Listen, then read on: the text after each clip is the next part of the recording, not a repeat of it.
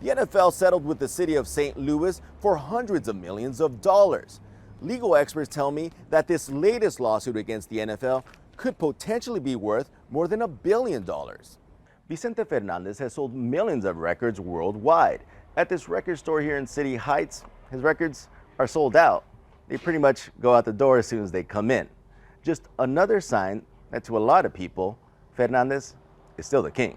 This location just opened up here recently because Cafe X actually had to close down during the pandemic, but they are back and ready to welcome some of the customers in here for Small Business Saturday. Some neighbors here tell me that they haven't had recycling or green waste pickup in a month.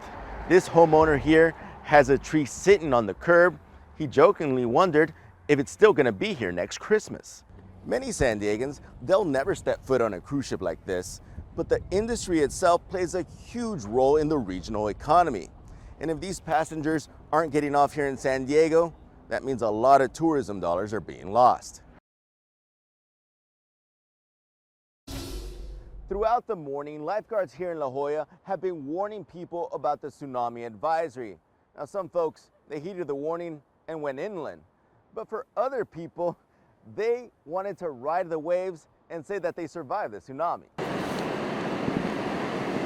I kind of freaked out a little bit because I was like, I've never experienced anything like this before. Casey DeWalt is a college student from Ohio. She woke up after getting a tsunami advisory alert on her phone. The advisory was issued for the west coast of the U.S.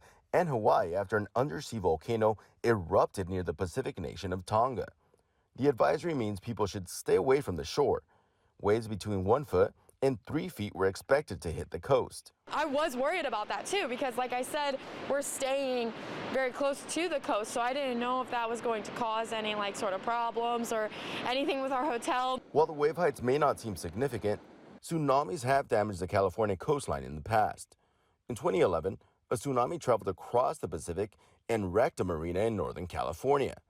On Saturday morning, lifeguards and police patrolled San Diego County beaches to check for any damage. We could experience significant surge at some point here, so please take appropriate precautions. I didn't expect the tsunami warning, but I mean, we stayed in and we surfed it anyways. Yeah, it got a little bit bigger, but it wasn't too bad. While some surfers stayed in the rough waters, others decided it was best to stay on dry land. Mio Fukuzawa started her morning on the surfboard, but didn't want to risk being in the ocean during the advisory. I heard the tsunami warning from the lifeguards and I decided maybe it's best to just paddle in. The tsunami wave was expected to arrive in San Diego just before 8 a.m. Experts warned more tsunami wave pulses will arrive throughout the day. In La Jolla, Ramon Galindo, NBC7. Nearly 40 years after the McDonald's massacre, many of the victims' families still can't return to the site of the shooting. It's just too painful. But for the organizer of this memorial, Gloria Salas, it's extremely important that the lives and the story of these victims are never forgotten. They say like the movie Coco, as long as people remember them, they're still alive. Gloria remembers being saddened 37 years ago when she learned the restaurant was planning to reopen after the shooting. She knew one of the boys who died, 11-year-old Daniel Flores. Gloria led a protest and petition drive to turn the site into a memorial. She convinced the late Joan Kroc to donate the land. She came in person and told us that she was going to give us the property. And so this was for the community of San Isidro. 37 years later, Adriana Wright is honoring the memory of multiple loved ones she lost, including her sister Jackie Wright and her nephew Carlos Reyes. Adriana says she heard the gunshot that killed her nephew. You can never forget something like that. Every time when there's a shooting or something, you just relive everything all over. People like Adriana and Gloria are hoping that their tragedy brings hope to others.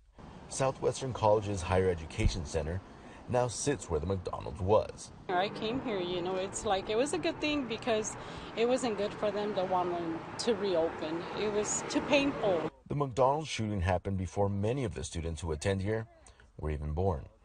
But Gloria hopes the lives of the victims will forever be part of the neighborhood's history. In San Isidro, Ramon Galindo, NBC7. Vicente Fernandez has sold millions of records worldwide. At this record store here in City Heights, his records are sold out. They pretty much go out the door as soon as they come in. Just another sign that to a lot of people, Fernandez is still the king. It's just hard to explain what he meant to us. Hugo Salgado was saddened by the news of Fernandez's death. He took time to reflect on Fernandez's music and how it became the soundtrack for so many Latino households. You know, cleaning the house, you know, listening to Vicente, going to a party, listening to Vicente, you know, watching him live, El Rey, you know, singing it in chorus with hundreds of other people. Fernandez's influence transcended borders. As more fans heard about his death, Fernandez's voice could be heard on the streets of Barrio Logan. I couldn't believe it, so immediately I got up, took a shower, cleaned up the car, and I said, I'm going for a cruise. This stuff, we grew up listening to this, you know, kids coming on up, you know, my dad, my grandparents. It's a culture thing, you know what I mean? It's not just a Spanish guy singing Spanish music. It means a lot. My dad used to watch the movies. He had the old VHS thing, so we would watch those and play the music on the 8-tracks and everything. Fernandez's songs of romance and heartbreak have remained popular for decades. Rosie Castro remembers hearing the music at her son's wedding.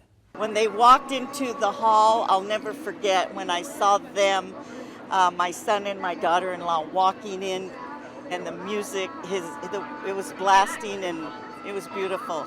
Fans have affectionately called Fernandez Chente. Some have compared his storied career to Frank Sinatra. While Chente has now passed, his music will keep playing in San Diego. Ramon Galindo, NBC7.